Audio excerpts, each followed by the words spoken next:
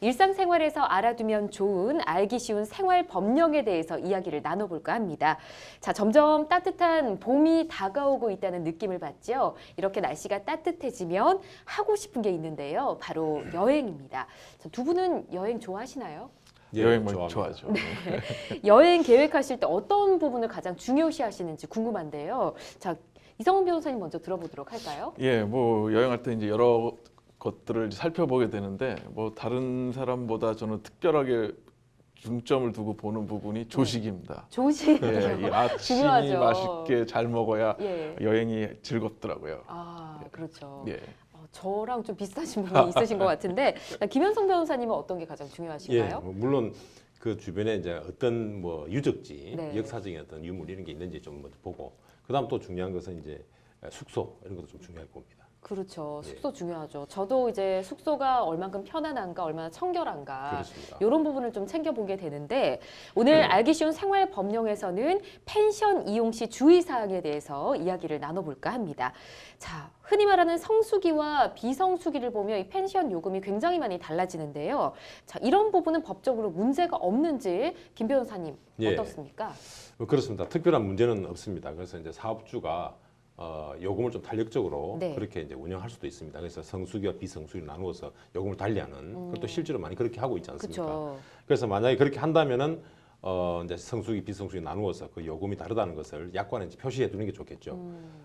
혹시 이제 표시가 안 돼 있다 하더라도 예. 일반적으로 여름의 경우에는 이제 7월 15일부터 8월 24일 정도까지 예. 그때까지를 이제 성수기로 보고, 겨울 시즌의 경우에는 이제 12월 20일부터 2월 20일 정도까지 이제 성수기로 보통 보게 되죠. 그렇군요. 예. 여름은 한 달 조금 넘게 한 40일 정도고 겨울은 한 그렇죠. 2달 정도 예, 예.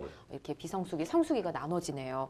그런데 갑자기 사정이 생겨서 이 펜션을 취소해야 하는 경우가 생길 텐데 이런 경우 계약금을 돌려받을 수 있을까 궁금해집니다. 이 변호사님 어떻습니까? 예, 뭐 이런 경우도 성수기와 비수기의 그 보상 기준이 다르게 되는데요. 그런가요? 예, 성수기 주중의 경우에는 사용 예정일 10일 전까지는 계약금 모두를 환급받을 수 있고요.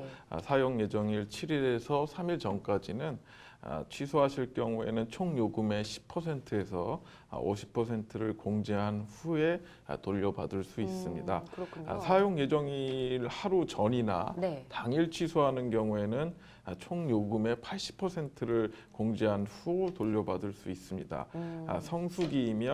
성수기이면서 네. 주말일 경우에는 10%씩 추가로 더 공제가 된다고 생각하시면 되고요. 예. 자, 비수기 주중의 경우에는 사용 예정일 하루 전에 취소할 경우 총 요금의 10% 당일 취소 시에 20%를 공제한 후에 돌려받을 수 있고 비수기 주말의 경우에는 주중보다 10%씩 추가 공제 후 돌려받게 됩니다. 굉장히 복잡하네요. 네, 저희가 앞서 화면으로도 좀 안내를 해드렸었는데 이런 부분도 참고하시면 좋을 것 같습니다.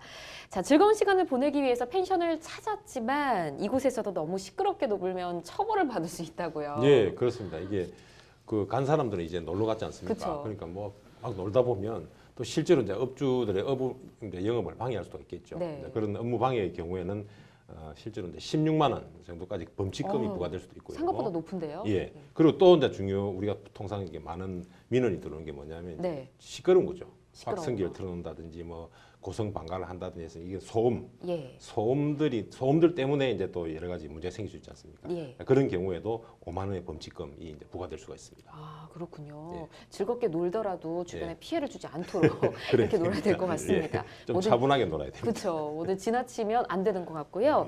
사실 펜션 계약할 때 앞서 말씀해 주셨지만 이용 약관이 있다고는 하지만 꼼꼼히 챙겨보기도 힘들고 이 펜션 주인 입장에서도 또 일일이 좀 확인시켜 주는 게 번거롭기도 할 겁니다. 이용 계획은 이 펜션의 이용 약관을 모두 준수해야 할까요? 예, 그러니까 아까 취소 규정 말씀드린 것처럼 이용 네. 약관에 이제 작은 글씨로 뭐 여러 가지 사항들이 규정이 되어 있는데요. 네.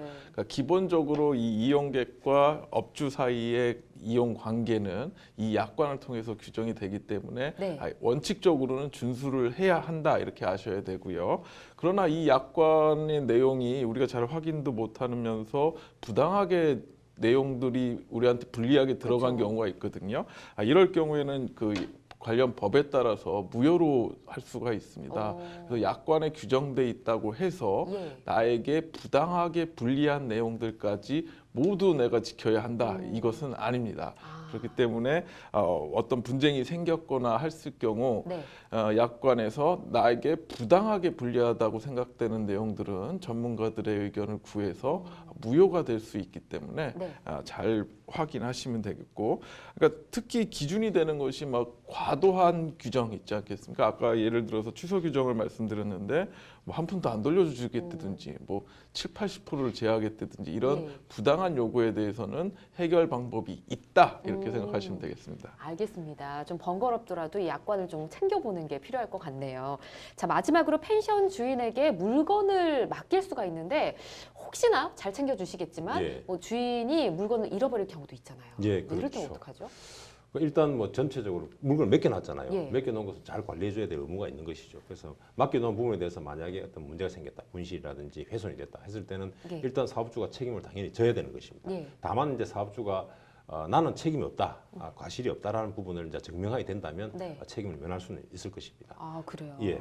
또 만약 예를 들면 이제 뭐 이 맡겨놓은 경우는 그런데 맡겨놓지 않은 경우는 하더라도 네. 일반적으로 그 이제 시설이나 어떤 건물에 대한 관리는 이제 업주가 해야 되지 않겠습니까? 네. 그렇기 때문에 원칙적으로는 이제 전체적 관리 소홀이 있다면은 그 배상을 해야 되는 부분이 있습니다. 물론 그때는 이제 그 이용객들이 그 부분을 이제 주장을 하고 좀 입증을 좀 해야 될 필요가 있을 것입니다. 알겠습니다. 근데 식당이나 목욕탕 같은 데 가면 이런 문구가 있잖아요. 그렇죠. 뭐 맡기신 물건을 분실해도 책임을 지지 않습니다. 예. 이런 문구가 있으면 또 뭐 좀 따지고 이러기가 좀 불편하잖아요. 예. 이런 예외사항이 또 있을까요? 예, 그러니까 이용객들에게 좀 불편하라고 써붙이는 겁니다. 그러니까 좀 관리를 좀 잘 해라. 열심히 해달라. 예. 그렇다고 하더라도 이 업주가 그러니까 우리가 흔히 보는 게 신발이잖아요. 그러니까 그쵸. 신발 분실에 책임지지 않습니다라는 것을 예로 들면 업주가 그런 문구를 밝혔다고 하더라도 네. 신발 분실에 대해서 책임을 물을 수 있습니다. 그런데 이제 주의하셔야 될 것은 이 화폐나 유가증권 같은 이제 고가의 물품 있지 않습니까? 이런 것은 특별히 맡기지 않으면, 그러니까 종류와 가액을 명시해서 맡기지 않으면 네. 그 원래 내가 잃어버린 물건에 대한 보상을 못 받을 가능성이 높습니다. 그렇군요. 예.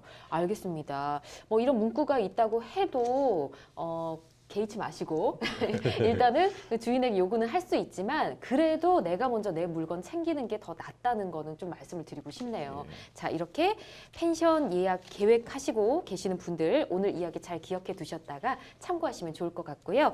펜션 이용 시 주의사항과 관련해서 더 궁금한 점이 있으신 분들은 법제처 홈페이지로 가셔서 찾기 쉬운 생활 법령 코너에 가시면 더 자세히 나와 있으니까 여러분께 도움이 됐으면 좋겠습니다.